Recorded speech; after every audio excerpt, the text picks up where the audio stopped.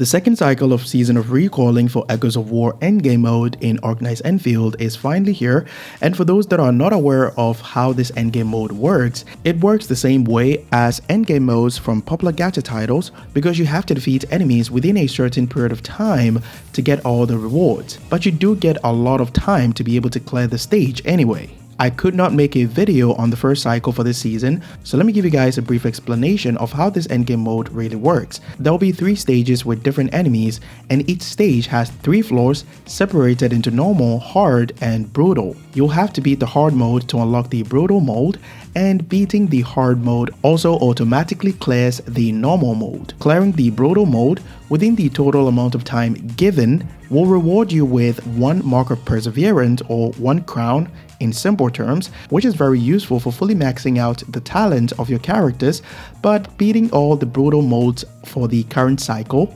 within a specified short amount of time, like this one right here that says 2 minutes, automatically unlocks the brutal mode for all the stages in the next cycle, which is going to be available about a week from now.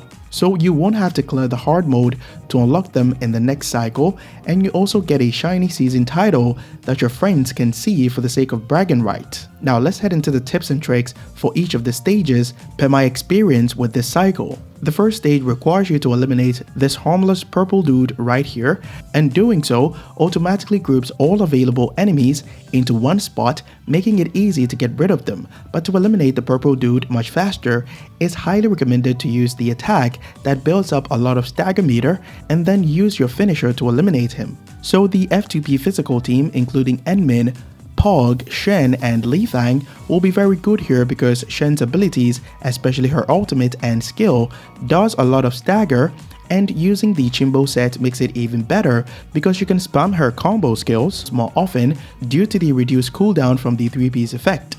But you can build up even more stagger much faster with Swordmancer Amba because her battle skill, combo skill, and ultimate can all do a decent amount of stagger, which gets increased even further with the 3-piece Swordmancer set. All you need to do is on-field Amba and spam basic attacks while rotating your physical team like you normally do. And don't worry too much about the single target application of physical statuses or vulnerability stacks.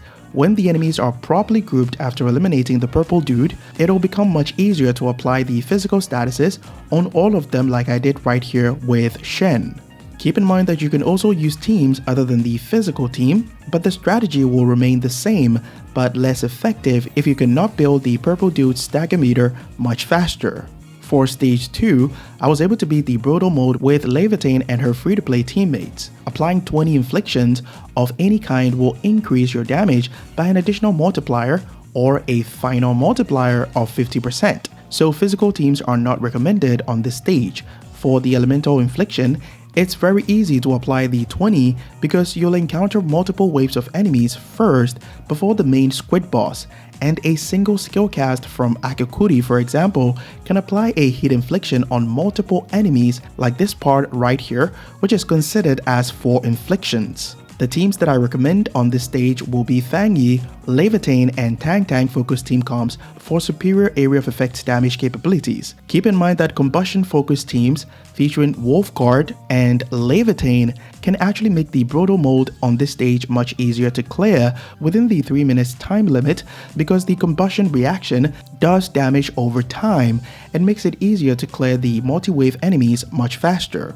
For stage 3, I was able to beat brutal mode with my F2P physical team featuring Enmin, Pog, Shen, and Li Fang. You have 60 seconds to beat this medium-sized enemy, and this stage doesn't have any special mechanics for you to take advantage of like stage 1 and 2, so it all depends on the choice of teammates that you decide to use for brutal mode. I highly recommend teams that include DPS units whose damage are not really tied to their ultimate like Mifu and Enmin. The reason is because if you take too long with ultimate energy recovery for your DPS like Fang Yi, Leviathan, or Arcane, it'll be difficult to defeat the enemy within the 60 seconds time limit. But don't get me wrong though, you can still demolish this enemy with ultimate dependent DPS units like I did here with my Arcane, but you need to optimize your rotations well to ensure that your DPS is recovering the highest amount of ultimate energy in the team by using their battle skills more often at the start of the run.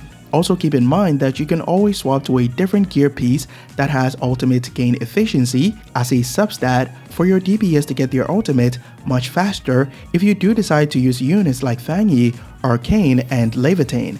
And that's pretty much all I have for you guys for the second cycle of Season of Recalling. I'll try to update you guys every week whenever a new cycle drops, so be sure to subscribe to the channel if you don't want to miss it. Our Discord link will be in the pinned comment if you're having any issues with Enfield or you just want a place to chill or hang out. I'll catch you guys in the next one. Bye bye.